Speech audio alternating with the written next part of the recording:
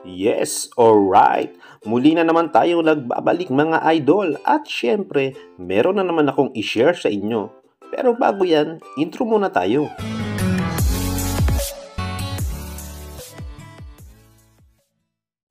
Alright, welcome back again to my YouTube channel, James Vizcara TV. For today's video, ang i-share ko na naman sa inyo ay isa sa mga fastest APN for online gaming na pwede nyo gamitin sa Mobile Legends, League of Legends, Clash of Clans, Clash Royale at marami pang iba.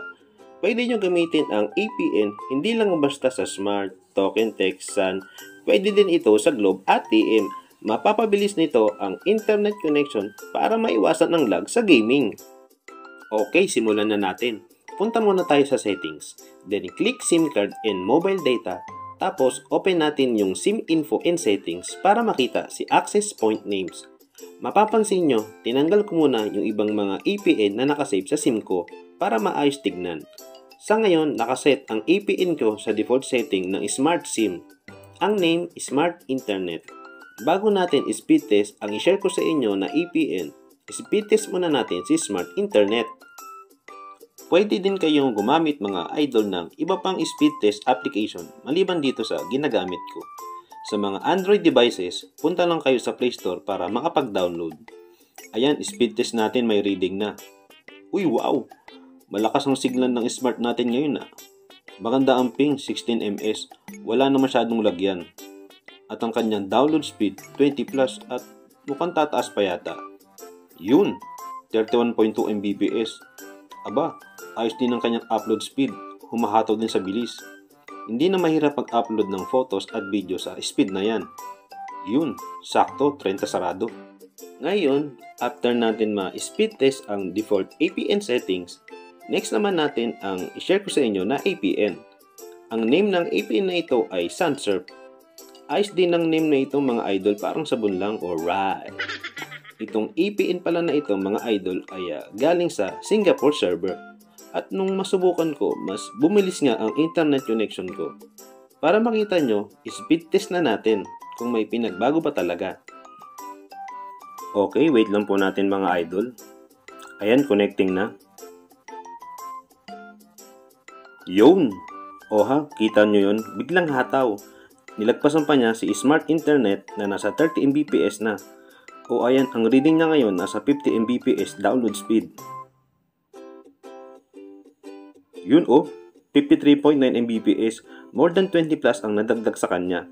At ito naman si upload speed, hindi na nalalayo sa speed ng default APN natin, malakas din.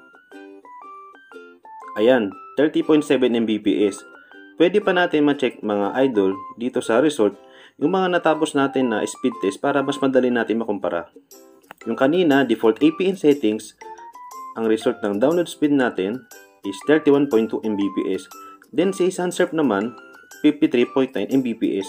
Talagang lumakas palalo ang signal. At yung upload speed nilang dalawa, parehong 30 Mbps, alright. So now, ipapakita ko na sa inyo mga idol ang APN settings natin kay SunSurf from Singapore server. Okay, sundan nyo lang ako. Name ng APN, type nyo, SunSurf. Pwedeng small or big letters. Next naman, APN, type nyo, dapat small letters SunSurf. Okay, nakakasabi ba mga idol? Next natin ulit, username, type nyo, 65.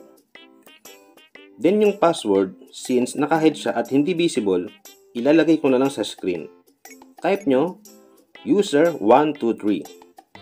So yun lang mga idol. After nyo ma-edit, save lang natin. Ayan. Basta, lagi nyo lang tatandaan mga idol, ang mga APN ay pwedeng gumana o hindi sa inyong phone kasi laging nakadepende sa inyong location kung saan kagana ng malakas ang internet connection. Okay, bago tayo magtapos mga idol, syempre, pagbibigyan natin yung gusto magpa-shout out. Alright, nag-iisa lang to at bukod tangi. Shout out sa'yo, Joanne Kokia. Hirap pagitin ng surname mo, idol. Ang sabi, shout out naman from USA. Wow, ayos Parang nakita na kita kanina sa may kanto. Alright.